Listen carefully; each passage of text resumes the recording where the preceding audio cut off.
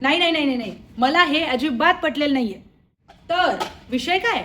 विषय हा आहे की उद्या टीईटीची परीक्षा होणार होती, मात्र टीईटीचा पेपर फुटल्याची माहिती मिळाली आहे. झालं काय? पोलिसांना गोपनीय माहिती मिळाली की भिवंडीमध्ये काही लोक आहेत ज्यांच्याकडे प्रश्नपत्रिका आहे टीईटीची, आणि मग पोलिसांनी ते ऑपरेशन राबवलं आणि मग प्रश्नपत्रिकेमध्ये जे काही प्रश्न होते त्यातले बरेच प्रश्न हे मॅच करत होते.